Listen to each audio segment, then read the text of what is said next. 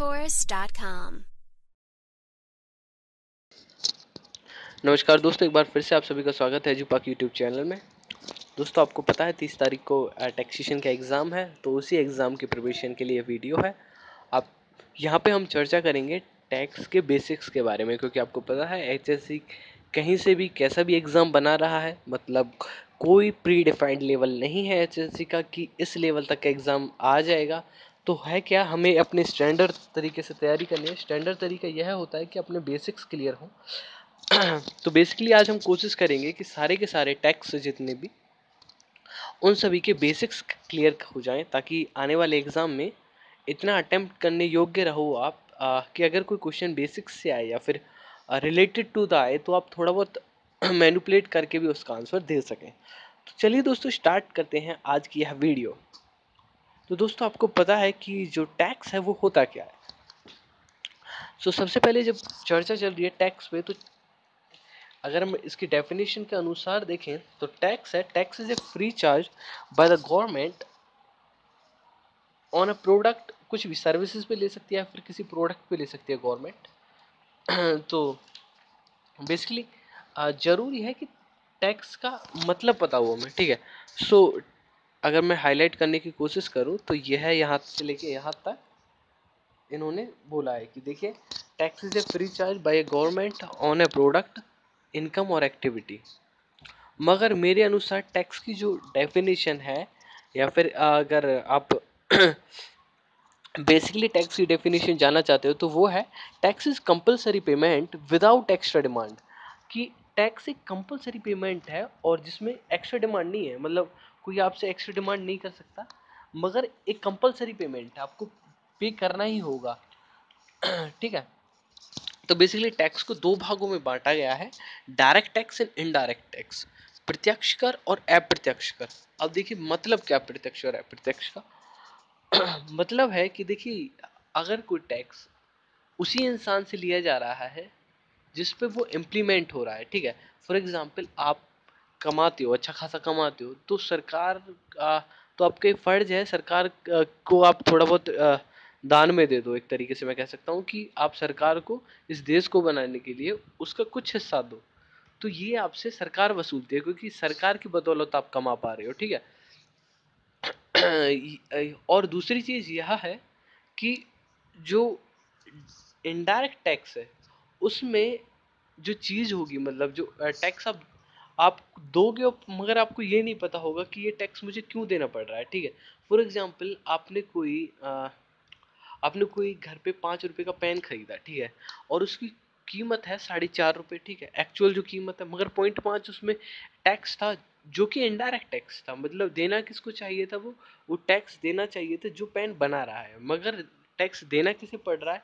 Tax दे कौन रहा है, टैक्स वो देगा जो भी बंदा उस पेन को खरीदेगा। तो टैक्स यहाँ पे इनडायरेक्टली देना पड़ रहा है उस बंदे को, ठीक है। तो हम कोशिश करेंगे, आप कॉपी पेन निकाल लें, आपसे अनुरोध है, क्योंकि आने वाले टाइम में और ज़्यादा मेरे ख्याल से इसकी डेफिनेशंस तो अवेलेबल नहीं हो पाएंगी, मगर लिखवाने की कोशिश करूँगा मैं, जो मतलब मेरे पास डेफिनेशंस हैं उनके अनुसार। फिर थोड़ा बहुत एक्ट के बारे में बात करेंगे, टैक्स के एक्ट के बारे में। मगर उससे पहले जान लेते हैं हर एक प्रकार का टैक्स। तो हमने टैक्स को दो भागों में बांट दिया अब तक, डायरेक्ट और इनडायरेक्ट टैक्स में बांट दिया है। जो जरूरी बात है वो है, एक चीज़ याद रखें, शेड्यूल 7 में सेंट्रल गवर्नमेंट और स्टेट गवर्नमेंट के टैक्स का बंटवारा है, ठीक है। क्वेश्चन आ सकता है कि कौन से शेड्यूल में सेंट्रल टैक्स, सेंट्रल गवर्नमेंट के टैक्स और स्टेट गवर्नमेंट टैक्स का बंटवारा हुआ है, ठीक है। तो शेड्यूल 7 में है। तो हम बात करते हैं सबसे पहले डायरेक्ट टैक्स की।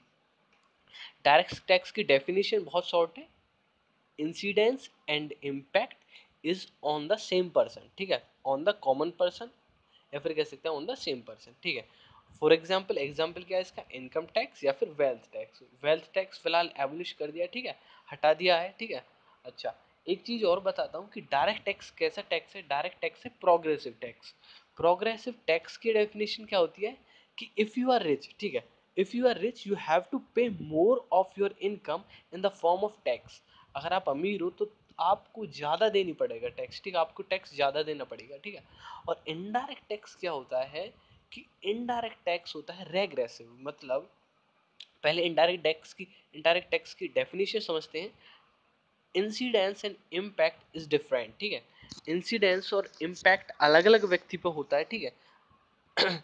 और क्या है कि ये कैसा टैक्स है, इसके एग्जाम्पल क्या हुआ, सेल्स टैक्स हुआ, वैट हुआ, और फिलहाल में जीएसटी हुआ, ठीक है। और क्वेश्चन आ सकता है कि जीएसटी कैसा प्रकार का टैक्स है, तो जीएसटी है इनडायरेक्ट टैक्स, याद रखना, ठीक है। अच्छा, तो ये कैसा है, रेग्रेसिव है। इनडायरेक्ट टैक्स कैसे होते हैं, रेग्रेसिव होते हैं। क्यों होते हैं, क्योंकि रेग्रेसिव की डेफिनेशन समझते हैं।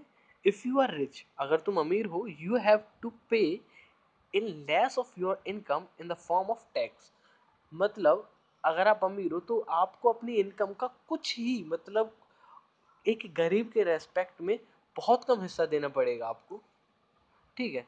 तो ये हुआ रेग्रेसिव। मतलब होता क्या है कि जिसकी जितनी इनकम उसका उतना ही कम टैक्स, ठीक है। ये प्रणाली होती है रेग्रेसिव। और जो प्रोग्रेसिव होती है उसमें होता है कि जिसकी जितनी इनकम उसका उतना ही टैक्स। सो बेसिकली हमारे यहाँ पे जो इकोनॉमी है वो मिक्स्ड इकोनॉमी, आपको पता है, मिश्रित अर्थव्यवस्था है भारत की, ठीक है। तो ये दोनों चीजें हमें देखने को मिलती हैं। तो सबसे पहले हम बात करते हैं डायरेक्ट टैक्स में सेंट्रल के कौन कौन से। तो कुछ टैक्स ऐसे होते हैं जिन्हें सेंट्रल गवर्नमेंट लेती है, और कुछ टैक्स ऐसे होते हैं जिन्हें स्टेट गवर्नमेंट लेती है। तो मैं डायरेक्ट टैक्स की दो भागों में बांट देता हूँ डायरेक्ट टैक्स को फर्दर, कि सेंट्रल गवर्नमेंट के टैक्सेस और स्टेट गवर्नमेंट के टैक्सेस, ठीक है। तो सेंट्रल गवर्नमेंट के टैक्स कौन से होते हैं, इनकम टैक्स, ठीक है, याद रखना, इनकम टैक्स सेंट्रल गवर्नमेंट का टैक्स है। मगर एक पॉइंट जरूर याद रखना कि इसे अगर चाहे चाहे तो मतलब शेयर करना ही पड़ता है।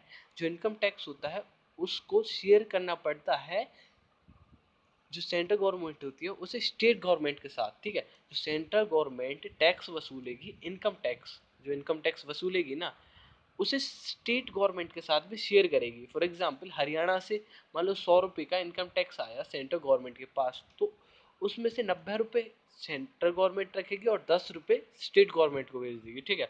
ये एग्जाम्पल है, एग्जैक्ट कुछ भी हो सकता है, कुछ भी, ठीक है।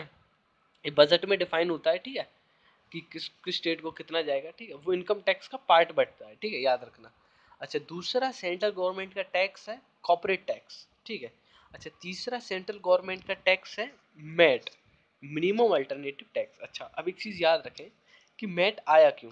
अच्छा, सबसे पहले डेफिनेशन देख लेते हैं इनकम टैक्स की, क्योंकि इनकम टैक्स जब, और कोशिश करेंगे कि साथ के साथ सारी चीजें क्लियर करके चले। जब इनकम टैक्स आया तो इनकम टैक्स में लिखिएगा, it is implemented on the income of a person, it is implemented on the income of a person, it was introduced by Lord Canning. किसके द्वारा इंट्रोड्यूस किया गया था, लॉर्ड कैनिंग के द्वारा। कब, 24 जुलाई 1860 को, ठीक है। लिख लिया आपने, उम्मीद करता हूँ लिख लिया होगा, और ना भी लिखा हो तो आगे बात करता हूँ। वीडियो को पॉज करके दोबारा से प्ले कर लेना, ठीक है। कोई ये बेनिफिट होता है ऑनलाइन वीडियोस का, ठीक है। आगे बात करता हूँ। देखिए, इसका स्लैब समझने की कोशिश करते हैं। इनकम टैक्स का स्लैब, इनकम टैक्स का स्लैब है 0% लगेगा अगर आपकी तनख्वाह है 0 से 2.5 लाख पर एनुअल, ठीक है। पर एनम आपकी तनख्वाह 0 से 2.5 लाख के बीच में है तो आपको कोई टैक्स नहीं देना है, ठीक है। अगर आपकी 2.5 लाख से 5 लाख के बीच में तो आपको इनकम का 10% एज ए टैक्स देना होगा। 5 लाख से 10 लाख है तो आपको 20%, और 10 लाख से 1 करोड़ है तो 30%। बेसिकली स्लैब सिस्टम काम करता है। स्लैब सिस्टम यहाँ तो समझा नहीं सकता, मगर आप एक तरीके से ऐसे समझ लीजिए कि अगर 2 रुपये 5 रुपये तक आपको टैक्स देना पड़ता है 2 रुपये, ठीक है, और 5 से 10 रुपये तक आपको टैक्स देना पड़ता है 4 रुपये, ठीक है। 4 रुपये टैक्स देना पड़ता है आपको, ठीक है। तो अगर आपकी इनकम है 8 रुपये, 8 रुपये आपकी इनकम है, तो पहले 5 पे तो वो 2 रुपये लगेगा टैक्स, मगर जो जो जो बचे हुए 3 रुपये हैं उन पे वो 4 के हिसाब से टैक्स लगेगा, ठीक है। तो ये स्लैब सिस्टम होता है, ठीक है। अच्छा, अच्छा, इसमें एक चीज याद रखें कि 5 लाख से 10 लाख का हो गया हमारा 20%, 10 लाख से 1 करोड़ का हो गया हमारा 30%, और 1 करोड़ से ऊपर अगर किसी की इनकम है, 1 करोड़ से ऊपर किसी की इनकम है तो 30% उस पर टैक्स लगता है, इनकम टैक्स, और 15% जाता है सरचार्ज, ठीक है। सरचार्ज को समझने की कोशिश करते हैं। सरचार्ज है टैक्स ऑन ए टैक्स, मतलब टैक्स के ऊपर टैक्स जो लगता है उसे कहते हैं सरचार्ज। अच्छा, बात करते हैं, हम वापस आते हैं। इनकम टैक्स हो गया हमारा। हमने डिफाइन किया था कॉर्पोरेट टैक्स। तो कॉर्पोरेट टैक्स की डेफिनेशन देखते हैं। इट इज़ द इम्प्लीमेंट मतलब it is implemented on the income of corporate sector. जो कॉर्पोरेट सेक्टर होता है उसकी इनकम पे उसके इनकम पे ये लगाया जाता है। फॉर एग्जांपल जैसे हमारा इंस्टीट्यूट है, ठीक है, हमारा कोई इंस्टीट्यूट है, जैसे एजू पार्क है, एजू पार्क एक कॉर्पोरेशन है, ठीक है, और एजू पार्क की जितनी भी तनख्वाह होती है, मतलब जितना भी कमाई होगी एजू पार्क की, इससे फ़र्क नहीं पड़ता। फॉर एग्जांपल मान लेते हैं मैं एजू पार्क का मेंबर हूँ, ठीक है, वर्कर हूँ, तो मेरी जो तनख्वाह होगी, जो मैं वर्कर हूँ क्योंकि एजू पार्क पे, तो जो मेरी तनख्वाह होगी उस पर सरकार लेगी इनकम टैक्स। मगर जो एजू पार्क की तनख्वाह अलग से होगी, जो एजू पार्क की इनकम होगी, हाँ, उस पे जो सेंट्रल गवर्नमेंट है वो लेगी कॉर्पोरेट टैक्स, ठीक है, याद रखना कॉर्पोरेट टैक्स। आगे बात करते हैं हमने कॉर्पोरेट के मिनिमम अल्टरनेटिव टैक्स। तो बेसिकली ये लाने की जरूरत इसलिए पड़ी, मैट को समझते हैं क्यों लाने की जरूरत पड़ी। देखिए वीडियो होने वाली है 20 से 30 मिनट, मगर वीडियो के बाद आप श्योर ये कह पाओगे कि मेरे बेसिक्स क्लियर हैं टैक्स के, ठीक है, टैक्स होते क्या हैं और इन सब चीज़ों के बेसिक्स क्लियर हैं आपको, ठीक है। अभी हम डायरेक्ट टैक्सेस की बात कर रहे हैं, ठीक है। डायरेक्ट टैक्स में एक टैक्स होता है कॉर्पोरेट टैक्स, उसे हमने डिफाइन किया है, और उसी के बाद एक टैक्स आता है मैट, जो उसके बाद आया। होता क्या था कि कम पहले सरकार ने छूट दी हुई थी कि अगर देखिए भाई आप लोगों की जैसे कंपनी है कोई भी, और उसमें 100 रुपये का आपको बेनिफिट हुआ, प्रॉफिट हुआ, मगर उस और आपका नुकसान हो गया 110 का कंपनी में, ठीक है, भाई पुर्जे वुर्जे घिस गए आपकी कंपनी के, तो सरकार आपसे टैक्स नहीं ले पाती थी क्योंकि आपको 10 रुपए का तो भाई नुकसान ही हो गया, ठीक है। तो लोग क्या करते थे, मन से अपनी कंपनी का, जो कंपनियां होती थी उनका मन से घाटा दिखाते थे, तो बचाने लगा। तो सरकार भी चालाक निकली, सरकार ने क्या किया, मैट ले आई, मिनिमम अल्टरनेटिव टैक्स, कि भाई हमें कोई फर्क नहीं पड़ता, आप या तो 25% कॉर्पोरेट टैक्स दीजिए, कॉर्पोरेट टैक्स 25% होता है, या फिर 18%, 18% के लगभग होता है, एग्जैक्टली 18.5% है, ठीक है फिलहाल। और ये आंकड़े बदलते रहते हैं, पर एनम बदल जाते हैं आंकड़े, ठीक है, तो देख लेना। तो या तो आप 25% दीजिए कॉर्पोरेट टैक्स, अगर आप कॉर्पोरेट टैक्स नहीं भरते हैं तो 18.5 हमें दीजिए मैट, ठीक है, तो वो है मिनिमम अल्टरनेटिव टैक्स। अच्छा, अब डायरेक्ट टैक्स में एक और टैक्स के बारे में बात करते हैं, वो है वेल्थ टैक्स, मतलब भूमि कर, मतलब भूमि पे कर लिया जाता था मगर अभी हटा दिया गया है, संपत्ति पे कर होता था बेसिकली, भूमि कर नहीं बोलना चाहिए, हमें संपत्ति कर बोलना चाहिए। संपत्ति पे होता था और ये हटा दिया गया है, ठीक है। अच्छा, अब बात करते हैं ये थे डायरेक्ट टैक्सेस जिन्हें सेंट्रल गवर्नमेंट लेती थी, ठीक है, डायरेक्ट टैक्स जिन्हें सेंट्रल गवर्नमेंट लेती थी। अब बात करते हैं ऐसे टैक्सेस जो डायरेक्ट हैं और लिए जाते हैं स्टेट गवर्नमेंट के द्वारा, ठीक है। तो इन टैक्स में केवल एक ही टैक्स ऐसा आता है, वो है प्रोफिशन टैक्स। तो समझते हैं प्रोफिशन टैक्स क्या है। It is implemented on the person who is related to doctor, lawyer, CA, ETC. मतलब अगर कोई सीए है, डॉक्टर है, लायर है, ठीक है, लॉयर है, तो मतलब इन सब से ये टैक्स वसूला जाएगा, ठीक है। इनका अपना एक अलग से धंधा होता है, एक तरीके से जो धंधे वाले लोग होते हैं, प्रोफेशन होता है जिन लोगों का, ये प्रोफेशन की श्रेणी में आते हैं, तो इनसे प्रोफेशन टैक्स अलग से वसूला जाता है, ठीक है। अच्छा, बात करते हैं इनडायरेक्ट टैक्सेस की। तो आपको पता है यहाँ 4 इनडायरेक्ट टैक्सेस आपको दिख रहे हैं। तो इन इनडायरेक्ट टैक्स के बारे में मैं बता चुका हूँ, इनडायरेक्ट टैक्स होता क्या है। ये इनडायरेक्ट टैक्स इंसिडेंस और इम्पैक्ट इनका अलग अलग होता है, ठीक है, मतलब किसी बंदे पर पड़ते किसी और पे है और देना किसी और को, भुगतना किसी और को पड़ता है टैक्स। तो इनडायरेक्ट टैक्स में सबसे पहले टैक्स हम जो कवर करेंगे वो है कस्टम ड्यूटी। कस्टम ड्यूटी होती क्या है, सीमा शुल्क, ठीक है, सीमा शुल्क। This tax can be changed by cabinet, और कैबिनेट के द्वारा चेंज किया जा सकता है। दूसरा पॉइंट है इसका, लिखते चले पॉइंट कस्टम के नीचे, it is implemented on the export and import of goods. Import और एक्सपोर्ट होता है जो गुड्स का, उस पर यह टैक्स लिया जाता है। और तीसरा है, it is different on different goods, और ये वस्तुओं, अलग अलग वस्तुओं का अलग अलग, अगर आप हीरे जवाहरात कहीं से इंपोर्ट कर रहे हैं तो वहाँ पे अलग आपको टैक्स देना होगा, या फिर आप मसाले मंगा रहे हैं तो फिर अलग टैक्स है, ठीक है। तो वेरी कर रहा है, ठीक है, वेरी करता है। इसके बाद हम बात कर रहे हैं एक्साइज। कस्टम हमारा हो गया है। एक्साइज, एक्साइज के पॉइंट लिखते चले। It is implemented on the production of goods. अगर आप कोई गुड्स बनाते हैं, ठीक है, तो उसमें कौन सा टैक्स लगता है? एक्साइज टैक्स लगता है, ठीक है। आप कोई वस्तु, पेन बना रहे हैं, आप पेन बना रहे हैं तो आपको पेन बनाने का एक्साइज टैक्स देना पड़ेगा, ठीक है, एक्साइज ड्यूटी देनी पड़ेगी, उत्पाद शुल्क, ठीक है। प्रेजेंटली इट इज 12.5%, अब फिलहाल ये 12.5% है। It is the largest source of income of central government in indirect tax, ठीक है।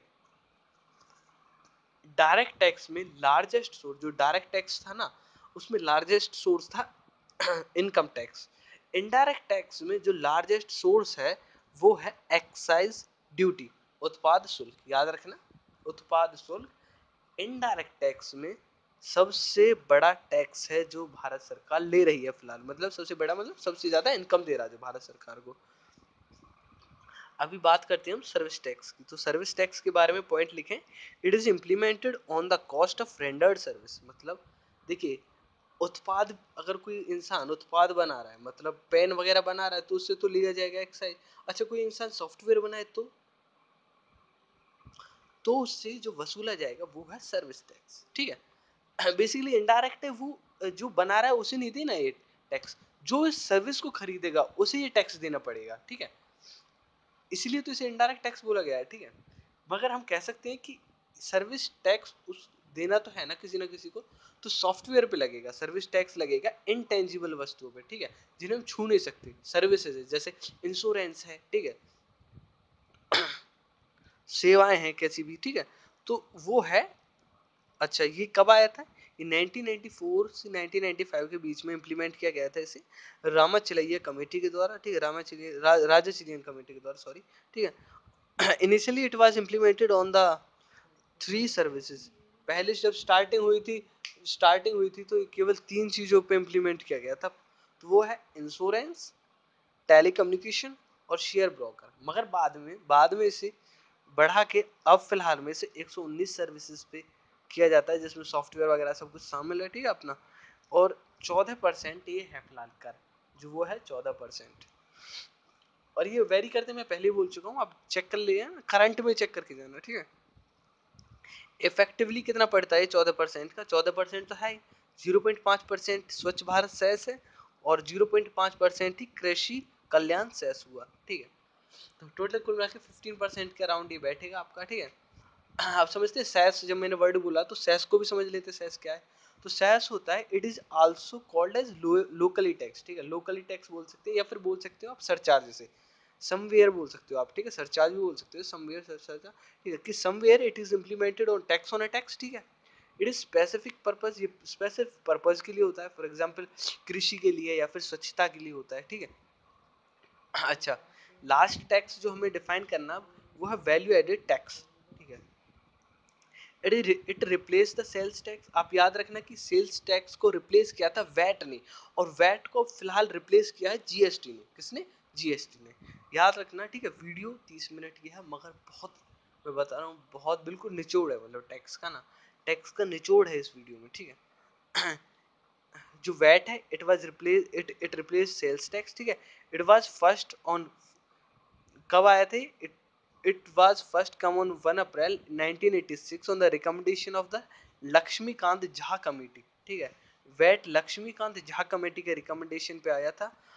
एक मोस्ट इंपोर्टेंट पॉइंट इसका ये है कि Haryana is the first state in which VAT introduced इन 2003। हरियाणा पहला ऐसा स्टेट था जिसने इसे इंट्रोड्यूस किया था। आगे पॉइंट क्या है? At state level VAT was implemented from 1 April 2005। जो वैट था वो 1 अप्रैल 2005 में स्टेट लेवल पे क्या किया गया था? इम्प्लीमेंट किया गया था। And UP was the last state which implemented VAT. और यूपी कैसा लास्ट स्टेट था जिसने 2008 में से इम्प्लीमेंट किया। तो हमारे सारे डायरेक्ट और इनडायरेक्ट टैक्स हो चुके हैं। अब आपको पता है बेसिकली सारे टैक्सेस को हटा के अभी जो हमारा करंट में आया वो है जीएसटी, ठीक है। तो थोड़े से 2-4 पॉइंट जीएसटी के देख लेते हैं। बाकी मैं 20 से 30 क्वेश्चन जीएसटी का आने वाले टाइम में वीडियो जरूर लाऊंगा आपके एग्जाम से पहले। कोशिश करूंगा कि वीडियो ऐसे कोशिश कर लानी ही है वीडियो, ठीक है। तो आप चैनल को सब्सक्राइब कर लीजिए ताकि आपको आने वाले अपडेट्स मिलते रहें। चैनल को सब्सक्राइब करोगे तो यार देखिए हमें भी बहुत ज़्यादा मोटिवेशन मिलती है ताकि हम आने वाली वीडियोस बनाएं, वरना हमारी जो टीचर टीम है वो थोड़ा हताश हो जाती है अगर उस रेट में सब्सक्राइबर ना बढ़े या उस रेट में व्यूज़ ना बढ़े। तो शेयर करना ना भूलें वीडियोस को, ठीक है। तो हम बात करते हैं जीएसटी के बारे में। सो जीएसटी है वो बेसिकली वो है गुड्स एंड सर्विसेज टैक्स। कब इम्प्लीमेंट हो रहा है? वो हो रहा है 1 जुलाई, 1 जुलाई को, ठीक है। अच्छा, एक चीज और है, जीएसटी किसे रिप्लेस कर रहा है? जीएसटी किसे रिप्लेस कर रहा है? जीएसटी रिप्लेस कर रहा है, याद रखना, वैट को। सेल्स टैक्स था, उसे रिप्लेस किया वैट ने, और वैट को रिप्लेस कर रहा है, वैट को रिप्लेस कर रहा है जो वैट को रिप्लेस कर रहा है वो है जीएसटी, ठीक है। सो फिलहाल जो है अभी, अब गुड्स एंड सर्विसेज टैक्स थोड़ा गला खराब है तो इसलिए थोड़ा रुकना पड़ रहा है, ठीक है। तो जीएसटी वो तीन तरीके का बेसिकली, मगर 2 तरीके का हम पढ़ेंगे जो डिफाइन रहेगा। वो जीएसटी 3 तरीके का है, एक तो सेंट्रल जीएसटी, एक स्टेट जीएसटी, एक इंटरनेशनल जीएसटी, ठीक है, आईजीएसटी। सो मगर मैं बेसिकली हमें वो नहीं पढ़ना आईजीएसटी, हमें पढ़ना सेंट्रल और एसजीएसटी। सेंट्रल जीएसटी के अंडर आते हैं excise duty, service tax, surcharge. ये सारी टर्म्स मैं पहले ही डिफाइन कर चुका हूँ, ठीक है, तो दोबारा डिफाइन करने की जरूरत नहीं है। और स्टेट जीएसटी के अंडर जो टर्म आती है वो है एंटरटेनमेंट टैक्स, सेल्स टैक्स और सेस टैक्स, ठीक है, याद रखना, एंटरटेनमेंट टैक्स, सेल्स टैक्स और सेस टैक्स। तो ये हुआ जीएसटी। जीएसटी से इंपॉर्टेंट क्वेश्चन मुझे कराने हैं आपको लगभग 20 से 25 क्वेश्चन हैं जो कराने आपको। ऑप्शन टाइप भी लाऊंगा, टेंशन ना ले। तो अब ये मतलब टैक्सेशन खत्म हो गया, थोड़ा टैक्स खत्म हो गया। अब हम थोड़ा चलते हैं एक्ट की ओर। जो ये एक्ट पास किया गया था तो क्या क्या था, मतलब बेसिक क्या क्या थे, तो एक्ट की ओर चलते हैं। तो सबसे पहले ये दिखा रखा है ओवरव्यू। ओवरव्यू क्या है कि components of income tax law क्या है। क्योंकि देखो इनकम टैक्स जरूरी नहीं है कि इनकम टैक्स से पूछा जाए, मगर इनकम टैक्स का एक्ट पता होना चाहिए आपको। इनकम टैक्स एक्ट 1961, यहाँ से मैं बता रहा हूँ थोड़ा मैं बोल्ड करता हुआ चलूंगा। The levy of the income tax in India is government by the Income Tax Act 1961. We shall briefly refer to this act. This act came into force on 1st April 1962. The act contains 298 sections and 14 schedules, ठीक है। याद रखना कि income tax के अंदर 298 section है और 14 schedule है, ठीक है। इसके बाद जो अच्छी पॉइंट है वो मैं आपको करता हूँ बोल्ड दोबारा से। ये है यहाँ से in pursuance of the power of in pursuing the power of given by the income tax to facilitate proper administrative and income tax, मतलब कि किस लिए लाया गया था? to facilitate proper administration, ठीक है, इनकम टैक्स का। इसके बाद द फाइनेंस एक्ट है। Every year the finance minister of the government of India present the budget of the parliament. आपको पता है हर साल बजट आता है, ठीक है। तो उसमें जो फाइनेंस एक्ट है वही फाइनेंस एक्ट के अंडर, जो फाइनेंस एक्ट है उसी के अंडर बजट आता है, ठीक है। इनकम टैक्स के रूल्स हैं और कुछ सर्कुलेशंस एंड नोटिफिकेशन। अब बातें करते हैं एक और कुछ, थोड़ा सा और बाकी है इसमें जो कराना है, थोड़ा ये और देख लेते हैं। Residence statutes under the income tax act 19, तो रेजिडेंट और नॉन रेजिडेंट दो भागों में बांटा जाता है इसे। सो रेजिडेंट को भी दो भागों में बांटा जाता है, resident and ordinary resident and resident but not ordinary resident. So ये पीडीएफ है, आप पीडीएफ मेरे से ले लें, ये वाली पीडीएफ आप इस पीडीएफ को पढ़ सकते हैं, ठीक है। आपको पीडीएफ अगर चाहिए तो आप मैसेज करें 7876761066 पर, लिखें कि इनकम टैक्स पीडीएफ लिख के भेज दें मेरे को, मैं भेज दूंगा फ्री होती, ठीक है, आप लोगों को। सो और कुछ खास नहीं था दोस्तों, जो बेसिक्स मैं बता चुका हूँ, ये बेसिक्स जानने जरूरी थे, ठीक है। तो आज के लिए इतना ही। आपका दिन शुभ रहे और बेस्ट ऑफ लक एग्जाम के लिए, और जीएसटी के क्वेश्चन मैं बहुत जल्दी लाऊंगा, ठीक है। और चैनल को सब्सक्राइब करिए, और यार प्लीज़ वीडियो को ज़्यादा से ज़्यादा शेयर करें, ज़्यादा से ज़्यादा लोगों तक पहुंचाएं, ताकि चैनल पे व्यूज़ आएँ, और चैनल पे व्यूज़ आने का मतलब सब्सक्राइबर्स, जब सब्सक्राइबर्स आएंगे तो हो सकता है कि हमारे लोगों को और मोटिवेशन मिले, और भी अच्छी अच्छी वीडियो वो लेकर आए। ठीक है, तो आज के लिए इतना ही, धन्यवाद।